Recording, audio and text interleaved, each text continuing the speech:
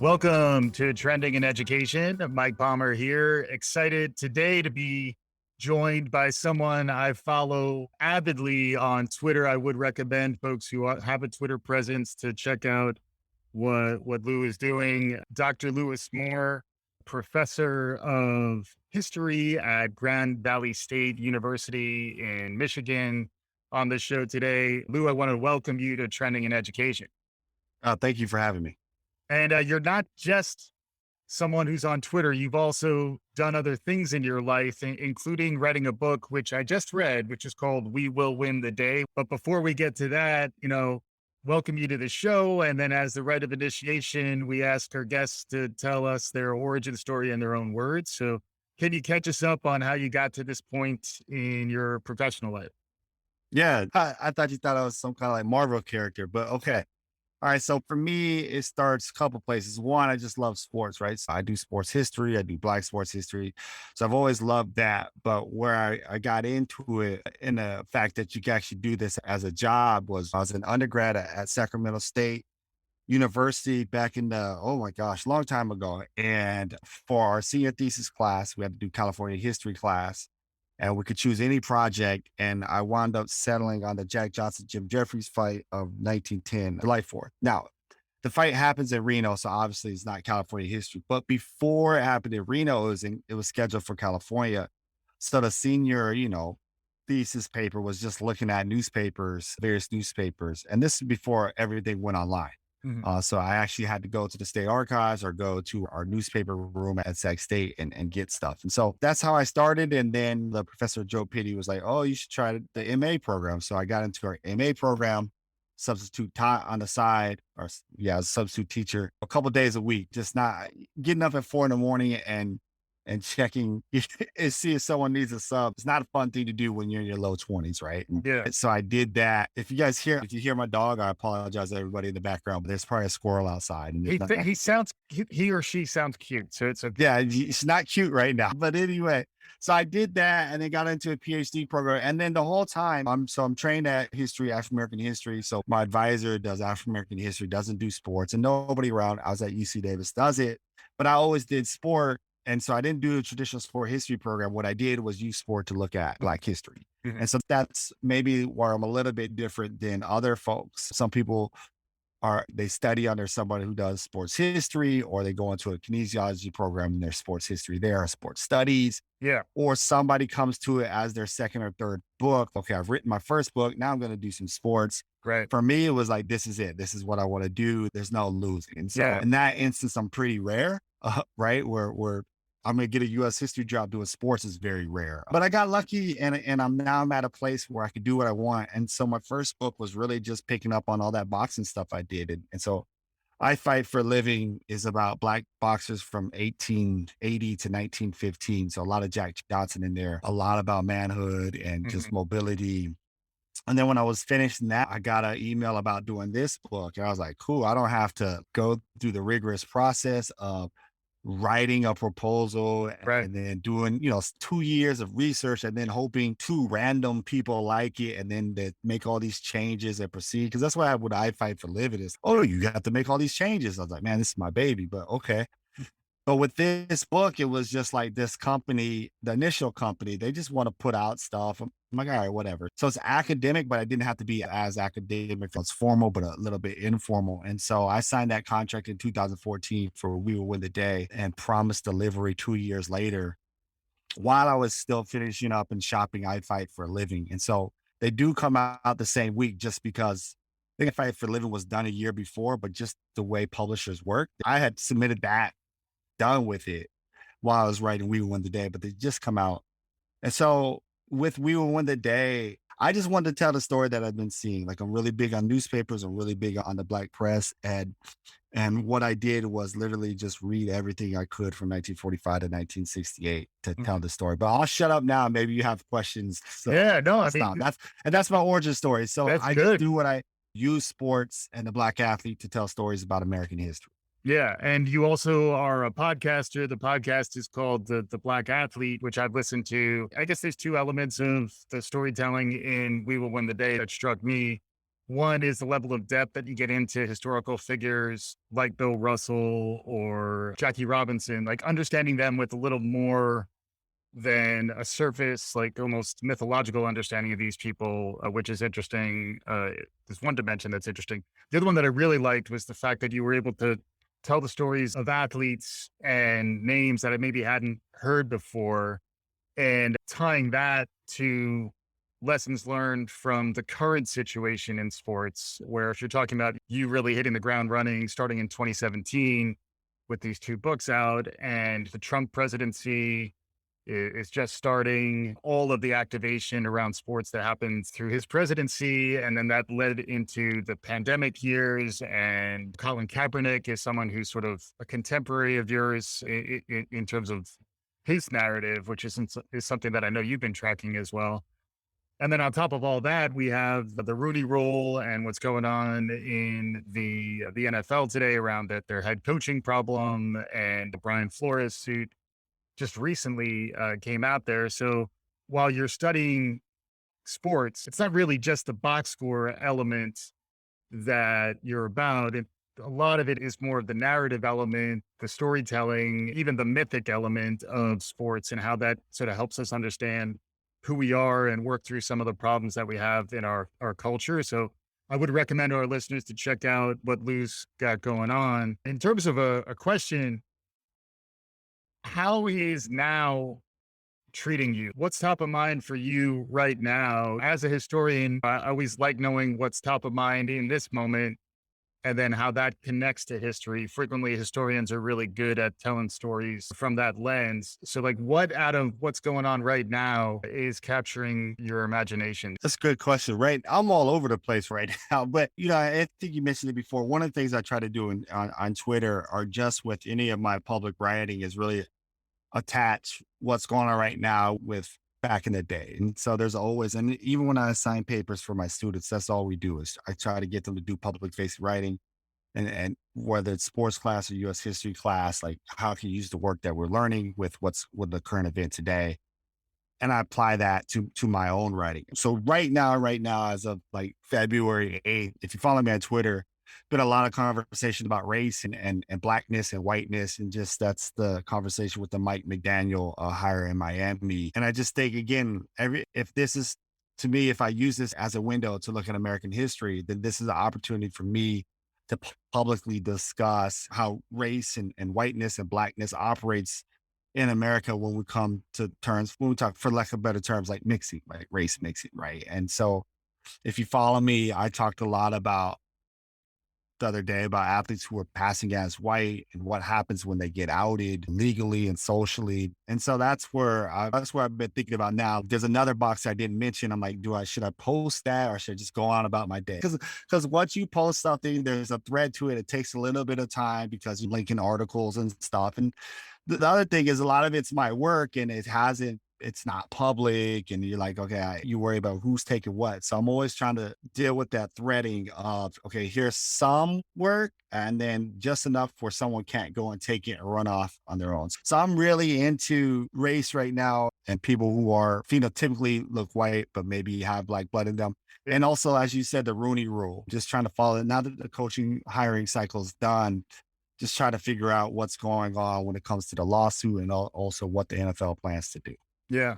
Yeah. It was interesting the context because I got to admit, I did not have anywhere near the depth that I could have had about 1945 to 1968 sports through the lens of the civil rights movement and Jim Crow. I knew it more as a sports fan my whole life. I knew the record books and I knew who was in the Hall of Fame, and I'd probably seen a couple of biopics about some of these legends. I did watch the Muhammad Ali documentary, which was just out. So I try to do my best, but the level to which there were real decisions being made day to day by athletes like Jackie Robinson. Arthur Ashe was another one who was really interesting to understand his context and the way he was dealing with real moral dilemmas and real decisions on a day to day basis. Looking at the full span of time, maybe from 68 until now, is it cyclical? Did we go through waves? It does feel like right now, let's say the last 5 years,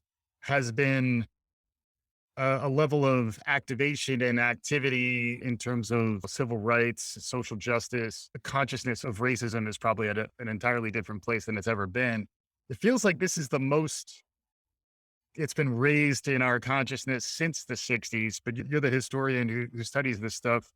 Any perspective on how now relates to back then? And then has there been been any other times like that since the 60s?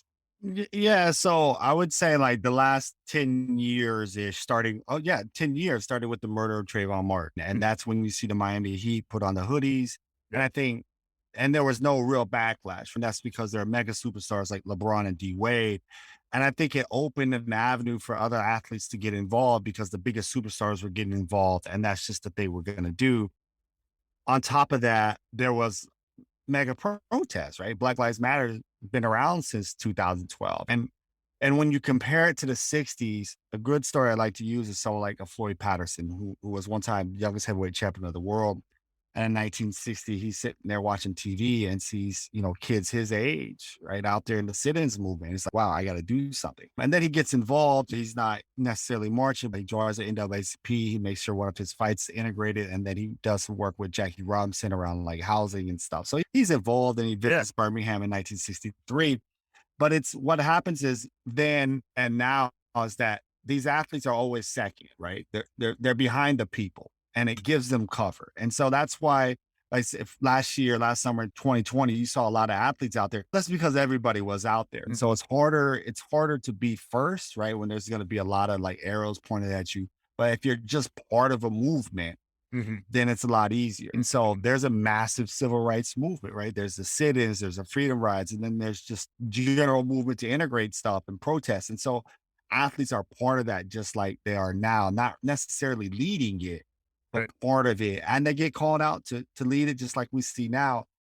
What's going to be interesting in these next few years is 2020 was huge because you go from George Floyd to, even though it's the NBA bubble. It doesn't Right. seem like it was. It Right. seems sometimes it seems like it was forever ago, but it was literally like a Yeah. season or 2 seasons ago. Just because the way the seasons work, you went from Floyd to NBA players on strike, and you're like, oh my gosh, what's going to happen? Then LeBron and them have more than a vote, and now it seems to be like it's dying out. I think COVID had a lot to do with it. People just wanted these athletes want to just get back to it. The Yeah. backlash has changed towards them, Mhm. and I don't know if they want to deal with that anymore. So it seems like there's a phase out. And if we go back in time, there was a phase out too once you get to the late 60s, early 70s, because things had changed, right? The movement had started to change. Black power was really on its decline by the mid 70s. And athletes were also concerned about other things. It was the 70s on the one hand, but also guys are finally starting to make money, endorsements. And so their attention went other places. It's hard to keep this up, right? Right. Right. And I think we're in that place. The major difference, though, is that there's some women participating. It's not that they didn't want to participate in the 1960s. It's just that there's not a lot of women athletes, right? There's no Title IX. Right. Now you'll have track star like Wilma Rudolph and Warren Matthias, but you're only talking about a handful. Right. Those like the men aren't really asking them to participate. Now you see women athletes, whether it's Simone Biles, whether it's the WNBA and Atlanta Dream, like helping campaign My Maya Moore and prison reform. So they're front and center. They're not waiting for anybody. Yeah. But there's also a lot more because of Title IX. I'd say that's the major difference right Yeah. there. Women athletes being involved Yeah. And leading. and leading. Yeah. And then what about Kaepernick? I know that could be that could be a whole podcast in a number of different ways, but it does seem like he was out there. Also, running it back, we did a show on Mahmoud Abdul Rauf. Similarly, was out there. If nobody hears you, if there's not a lot of attention, if you're just kind of marginalized, you're disappeared. But in the case of Kaepernick, it seems different in some meaningful ways. But I'd love to hear your take on how we put him into context. Yeah, that was so long ago. It was thinking about it, it was almost 6 years ago. We Yeah. think it was close, but it was 2016. So he's been out of the league for a while. But I think he stands out different than others because it was like a sustained protest. You had to watch, you had to pay attention. It's during the national anthem. It's football, the biggest game. Whereas a lot of time we saw these athletes, it was one-off stuff. It's like, okay, I'm gonna wear this t-shirt, I'm gonna pose for this picture.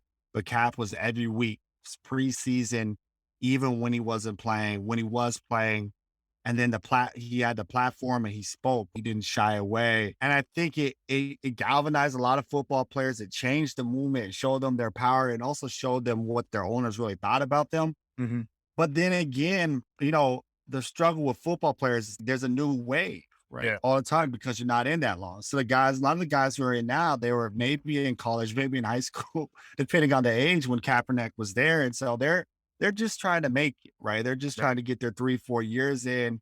They went to college where they were probably told to just hush, do this, I'm away from you. You're not taking all these classes anyway Right. about this kind of stuff, about social injustice. And so it seems like it's calmed down now. I don't think that anybody kneeled this year. Maybe 2 years ago it was only down to three. So Right. everything's calmed down. And Cap's not really he doesn't use his platform like he did. Like during the season, it was media, it was weekly interviews and stuff like that. And now it seems to be he's using his platform to do his projects, right? Right. And Right. and do more around education. So he's got a book out. Mhm. I think a new documentary is coming out. He has his TV show. Right. So I think that's where he's going multimedia platform versus I'm gonna sit here and talk and say what I have to say. And Mhm. then he still has his rights campaign, but again, one thing we learn is that if you're not in the media, if you're not front and center, nobody pays attention, right? So Right.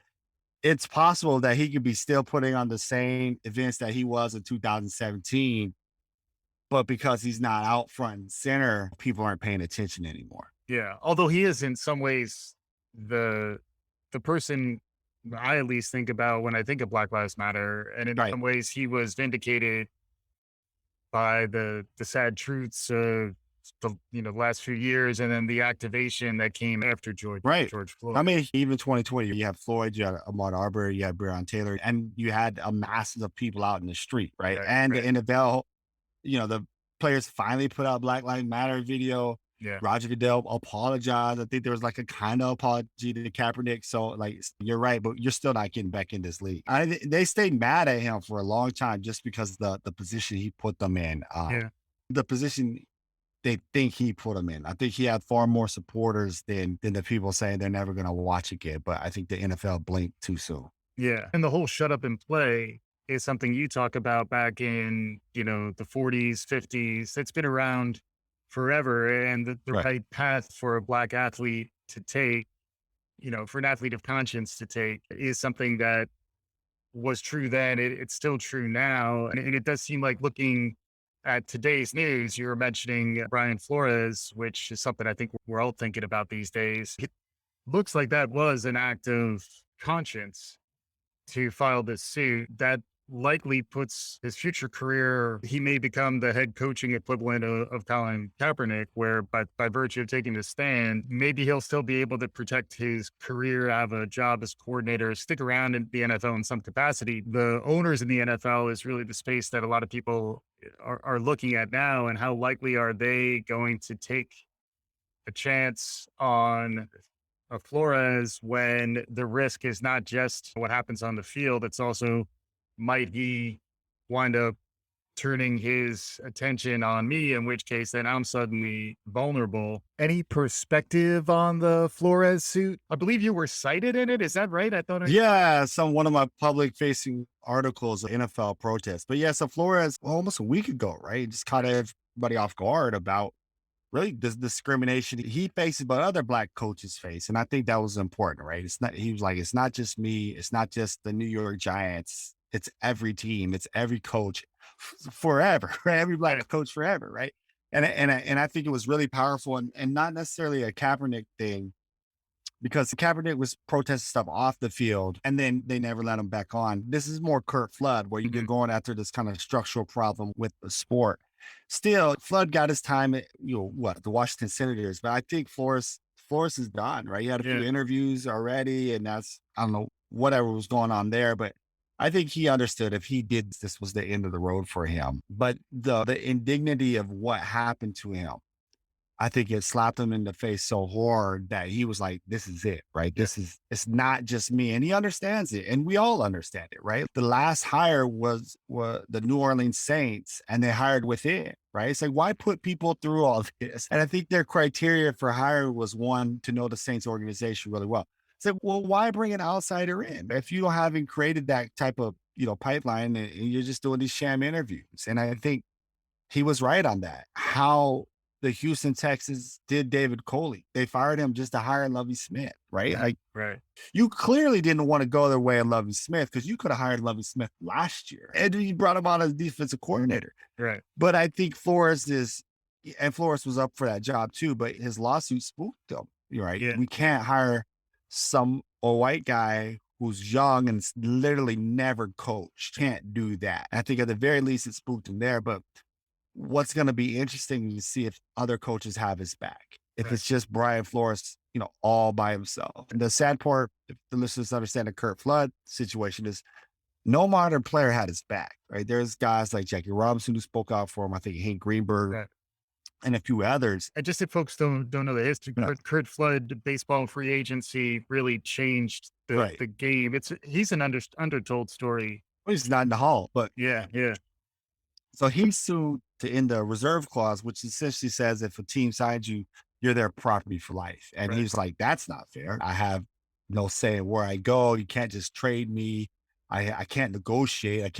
It's really hard to get a better contract. So that changes baseball. He actually loses that Supreme Court level, but nobody backed him. And he thinks that if people backed him, then yeah, he would have won. Right. Right. Right. And it's the same thing here with Brian Flores. You've got a little bit of Hugh Jackson stepping in, saying Cleveland had me lose too, which is a separate part of the conversation. But you haven't really had all the black coaches, right? And there's only one at that time who had a job. So you didn't get the sense of Caldwell speaking out or Leslie Frazier, Todd Boyd, because they all have to be the next one. And that's why what Brian Flores did was so brave. It's because usually coaches don't do that in general, white or black, because they're not rocking the boat. Because you're out. If you do that, if you Eric Mangini it, eventually you're out, as he told our Belichick and stuff like that. Right. He got a couple jobs, but he's really on the outside. And if you're black, you're never going to get a shot again. You do not rock the boat. And so Flores rocked the boat and nobody followed. And I think it's sad. But we'll see where the lawsuit goes, because my guess is his law firm understands that there's a lot of money behind it. So they're going to continue to fight this. So they get their money out. Yeah. And the timing, February 1st, when the Super Bowl is on the 13th, beginning of Black History Month. Right. It really has changed the public narrative. Our attention spans tend to be super short, which is why we need historians and people doing good work on Twitter to make us remember things. But he really did.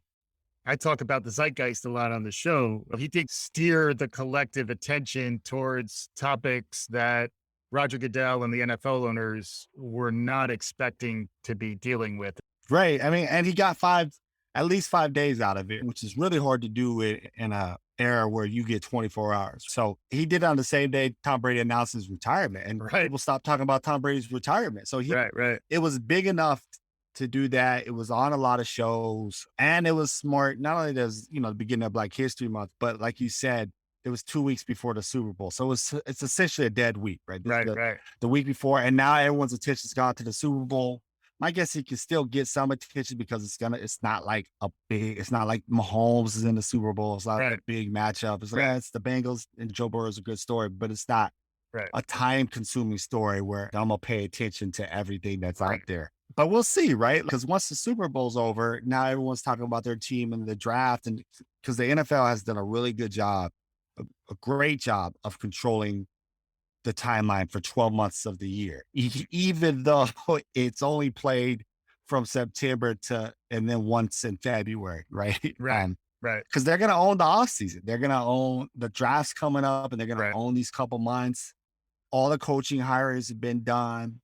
So it's like, what happens now, right? Flores has lost that. We'll see if he's actually lost that momentum and where people's mind go. If someone's going to be able to keep them, those toes to the fire, and also remind everybody that, oh yeah, there's this major lawsuit happening. Right. Yeah, exactly. And then how does it appeal to a broader audience outside of sports too? Which is why the Flores case is interesting in that a lot of people I know who are casual or less as a sports fan are aware of this case, and even its coverage in mainstream media outside of sports media is something to continue to keep an eye on. What other contemporary stories are out there? I did talk about name, image, and likeness on Running It Back recently as a big change in the world of sports and something to put into context. the Olympics are happening now. I know you talk a lot about the Olympics in We Will Win the Day, and how like the public sphere, the famous Tommy Smith and John Carlos's protest with their fists raised in the air, which was in part organized by the other guy in the stand, the Peter Australia. Norman, you're right. Yeah, Well, he wore a button. He didn't really organize, but he yeah, wore his button. But yeah, yeah, yeah. I yeah, I gotta be clear. I don't watch the Winter Olympics. I don't watch a lot of Winter Olympics. I last night there was some, the I think she's the Chinese American that competes for China. I saw her compete Uh-huh. some snowboard thing, but other than that, I don't really follow. It's cold outside out here in Michigan. Yeah, you're in It's cold Michigan. there. Yeah, Right, yeah. even though it's like fake snow right now in China, which is really weird. Like the backdrop is like a nuclear Oh my power plant God. or something. Like I'm watching this, I'm like, and I don't want to tweet it out and sound dumb or sound like being insensitive, but is that a nuclear power plant? Like, is that? And I saw it, and then I've seen the before and after pictures. I was like, my goodness, like this place should not have had. This is not where you hold a Winter Olympics. Whatever. People pay for these type of things. But other than that, you're right. The NIL is just super interesting now because teams have taken over it at the big time college level with these football teams. They're like, we're just gonna pay you. We're gonna pay you not from our pocket, but we'll get money together, and that's how it's always gonna be. Major boosters stepping in, paying, but then it's also what's super interesting about that, it seems like that's going to take away all the control from the players, right? Right, Like right, now all of a sudden you're not a brand anymore. You're not an individual. Is now we got control over you, right? Because here's the pot of money that we control. And so right. you're going to fall a line again. If you have your own, the person who has the Gatorade deal, the Nike deal has some power because I'm still getting money off Gatorade and Nike, right? And they'll lean on you to put me in, right? You take that away, you're really messing with people's money and they got to fall in line. And so I think that's a way to control a lot of folks. Whereas letting them, be themselves, get their own money, maybe they had to hustle a little bit more for that money. It's not the same as a paycheck. Right, But right. still, I think it gives them a little bit more power. Yeah, yeah, and it did look like Steph Curry signed Ozzie Fudd to a Right. deal. Like, so like there is a little bit of, the NBA might be the other space to get your take on, because I know you tweet regularly. I've never seen as such creative use of Doc Rivers gifts as So that's all it is. My favorite. Yes. his stuff Oh, look. But the NBA is something where like your perspective there is really something I rely on to try to make sense of things. And what stories are jumping out to you there that you think are relevant on a historical or narrative perspective as we look at the rest of this season?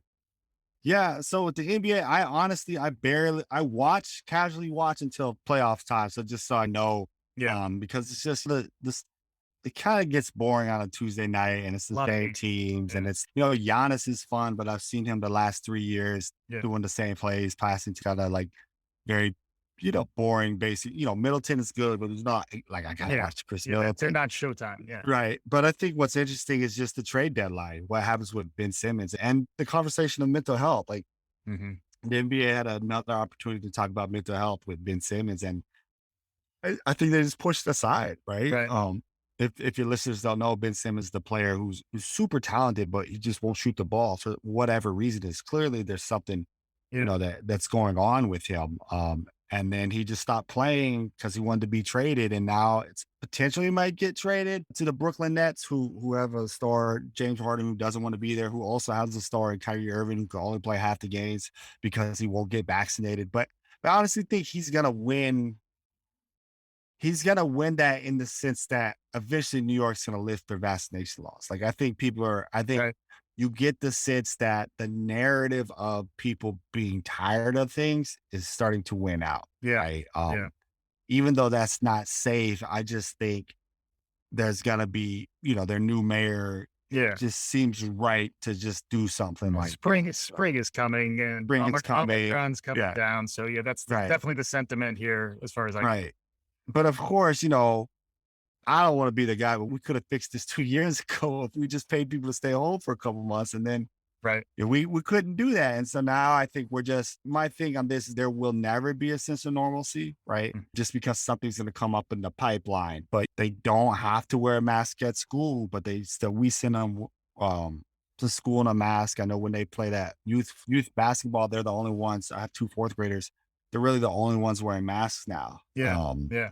Which is to me is okay. It's kind of especially at the height, right? It's packed in there. You got all these little kids. Everybody from that school was missing students, right? For January, it was just like a revolving door of students out. But the parents were like, "Yeah, we don't care." So I'm like, "All right." So maybe in a couple weeks, then the mask can come off for the kids. So when everything calms down, that's where I'm at right now. Yeah, yeah, yeah. So much to process. It's a lot going on. And then we're an education podcast, and Okay. you're a professor. What's your read on the world of higher ed? What's it been like teaching? And what are you thinking about more as an academic moving forward?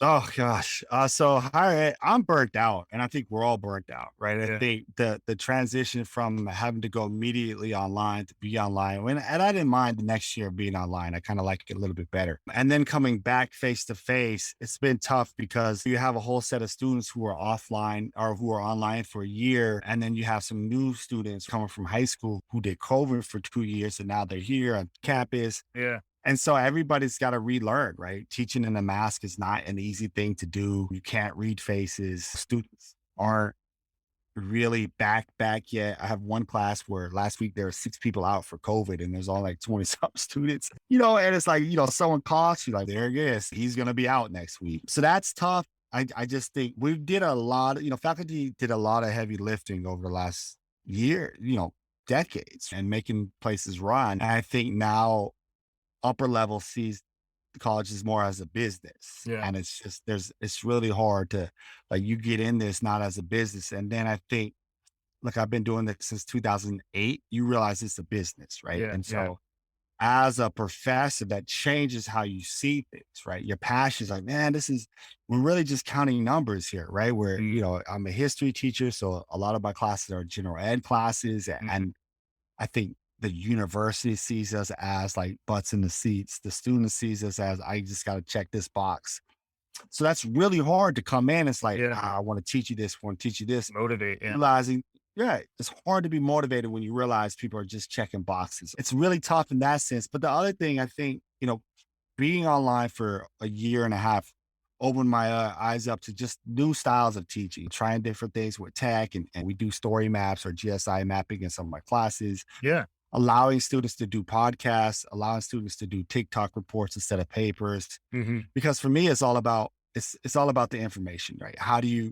I'm trying to assess whether you understand the information. So whether it takes 1,000 word or 2,000 word essay or maybe a 2 minute video, Hmm. there's still value in all these things. And so giving students this option to just show me what they know Hmm. is where I'm moving towards. Changing up lectures. What I tend to emphasize is I'm trying to change things around constantly on the fly. So that's where I'm at. And like I said, COVID has opened my eye. And the other thing is just really as an educator thinking about the difference between passive learning and active learning, right? Yeah. And so much before, we come up old school where it's a lot of passive learning. Professor professes, for lack of a better term, you write it down, you take a test, and then it's okay. Online, I cut up my lectures. So a typical lecture, I would cut it up to 5 to 10 minute chunks and a bunch of like 5 to 10 minute chunk lectures, which takes time.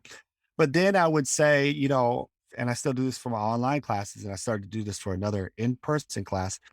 Drop a link, find an article that's related to this week's lecture, summarize that article, right? And Yeah. so there's some active learning, right? This is what we did. Can you find a current event, right? So we Yeah. might have been talking, 100 years ago in colonialism in Africa, like if it's my Black athlete class, but I want you to be able to, can you draw that connection like right now in real time? Right. I like that assignment because it's not hard, but at the same time, they got to write at a certain point after class, they got to think, right? Yeah. About, Yeah. okay, let me look this up. Let me draw this. Let me draw this connection. Now, sometimes they don't make the connection to stuff we talked about in class. Like, dude, what did we talk about this week? And other times they do, and it's fantastic. So I like that. Now it's time consuming for me to go through and just make sure everything's right. But again, it's an easy way to see how they're engaged with what we're talking about. And it's something that I learned how to do via being online. It's something now I'm trying to put back into all my face-to-face classes. It's just, Yeah. and then the other thing, I know I'm talking a lot, but this is a teacher pod. It's But, a podcast. Yeah. I said like 5 minutes ago, I'm burnt out. The students are burnt out too. And I also think it's a new group of students who've grown up differently, right? They've grown up under a world of what are those apps where you study for the test, Cahoots Yeah. and Yeah. whatever, right? Mhm. And so their expert, how they learn is a lot different. How they learn is, and this is no knock on them because it benefits my, my now 14-year old, my eighth grader, who they'll teach and say, hey, there's a test on Friday. Here's the Kahoot, right? Essentially say, here are the answers. Yeah. Yeah. And Yeah. if you have good study habits, then you'll Mhm. go and you'll move on. And that's how they process information. And so it's just really, it's hard because I've been used to, I'll give you a study guide for a week, you can study it. But then I've realized is they don't really pick up the information. And so I'm still young. I'm in my low 40s, trying to figure out a way to test them without really, giving these Yeah. tests and just Mhm. figure out not busy work, but work where I can still assess and change the learning where you're not just memorizing stuff and then next week you're done with it. And Yeah. also where you're not only worried about what's on the test. I just want you to take my class for 15 weeks and learn what I think is important. And then we can move, we can move on. Like if Right. I didn't have to grade, I would never grade because as I tell people, like giving an 18-year-old a B on a history paper doesn't do anything for them in 22 years, right? Yeah. Yeah. For me, it's the feedback, Mhm. right? Did you learn do you know how to write this thesis? Do you know how to critically think? You know what I mean? Do you know how to research and get this evidence, right? Yeah. Yeah. And that's my job. I'll help you do that. Giving you a B or an A doesn't really do anything for Right. you Right. because you're 18 and you can't take that. You can't take that B or an A anywhere with you. Right. But what you can take is those skills you learned. And so that's why I really just want to emphasize these skills. I would do it if I could without any penalty to them. Like Mhm. here's a B, here's an A. Right. Because that's all they're focused on. Like, oh my God, he got me a B, my life's over, that kind Right. of stuff. Yeah. Yeah. Yeah. It reminds me, where I went to college, we didn't have written grades. So we'd have letter grades. We had written evaluations. You had to Right. write a thesis to graduate. And it was an exception. New college, shout out to New College in Florida, Okay. but it's an exception rather than the rule. Although now the trend around ungrading and folks are Right. starting to question, coming out of the pandemic and this awareness of trauma and being respectful of folks' boundaries and mental health and all those kinds of things are much more top of mind. Do you think there's any movement or upswell happening within education to affect some change, maybe coming out of the pandemic? No, because we had to go back, right? Yeah. Like Yeah. it was like, Hmm. there was no options. You had now I'm lucky I have one online class because online classes make money, right? Yeah, yeah. Um, I'm sure you could put virtual butts in seats too. Yeah, yeah, and it's a general ed class, so it's gonna feel no matter what. And yeah, yeah, to me, the most interesting thing about COVID was before that, everybody was pushed to get online certification.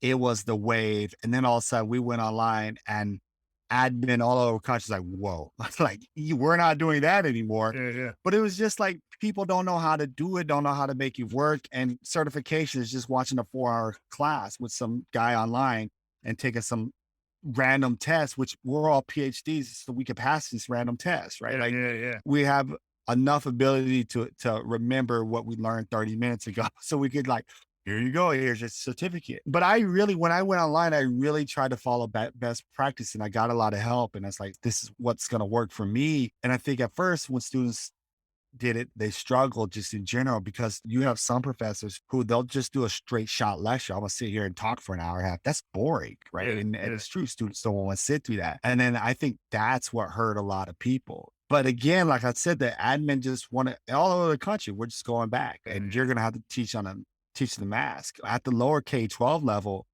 My kids struggled, my youngest struggled with online just because I think the teacher was new to it. They had 40 students. It's like, "Hey, do this homework." And I was fine with it because I was online. I was like, "Cool, just do this homework and then we'll go outside. We'll shoot hoops. We'll do Yeah. PE." And I didn't mind that because I could control once you do your work, I do my work. We have more time together, Yeah, right? yeah, And it wasn't just sometimes it's here's the electronics because I got I got work yeah, to do. But other times, like, okay, now we could do stuff, right? right, We can right. go out, we could do PE every day. At K-12, it's twice a week if you're lucky at some of Mhm, these mhm. schools. But when they went back, the beauty of it at the K-12 was the classes were smaller. And so my kids thrived because there's 4 people in the class, there's 5 people in the class because they split them up, they separated them. Yeah, And I think, that's a low number, but I think we had an opportunity in education to shrink class sizes, right? we had an opportunity in education to change the day. What do you do with all these things? And as soon as we had a chance to not do it, we went back to the old ways. Yeah, yeah. 30 in a classroom, homework. Like I'm anti homework for kids, at a certain age, because it's just, you'll see you have a youngster coming up. There's no point. Right. Cause I'm like, you had my kid for 9 hours a day. And what online taught me, it's like you could do when the kids were online. A lot of times the school was like, okay, we're gonna teach for 30 minutes, we'll take a 30-minute break, or like, here's the work. So you don't need that whole day, right? The whole day is like daycare and stuff like that. Right. Just figure things out. Use your 9 hours that you have, do what you need to do, and let the kid come home and be a kid. That means, basketball, soccer, or whatever. Homework's stressful because, like, now if I don't turn this in, I don't get whatever it's called community time. I Right. can't play or do that kind of stuff. And it just really stresses them out. So sorry, I No, get it's my good. It's rambling good. on at the education, at the college level and at the K-12 level. Definitely smaller classes. So. Yeah, yeah. Just so like we do run a program here with your third appearance on Trending in Education. You qualify for a refrigerator magnet. So you clearly have more to say. We'd love to have Yeah. you back on the show. Hopefully, our listeners are enjoying this at Lou Moore, Moore 12 on Twitter. Also, if you look for Lou Moore, you'll find him there on Twitter. Is probably the most direct point of access to Lou.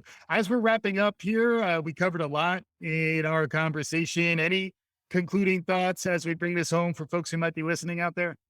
No, I don't know when you drop this, but if you drop this before February 11th, vote for me. That Saber, one of my essays is nominated for Essay of the Year for Analytics and History in Baseball. So if you're on Saber, if you know how to get there, just go ahead and vote for me. I would just like to win something in my life. That's all. The books I fight for a living, and we will win the day. Lou Moore is how I know him on the Twitter, and the Black Athlete is the podcast. There's lots of ways. If you like what you're hearing, you can get more of Lou by following him. Thanks again for joining on this episode. All right. Thanks for having me. And for our listeners, if you like what you're hearing, write us a review, share the good word. We'll be back again soon. This is Trending in Education.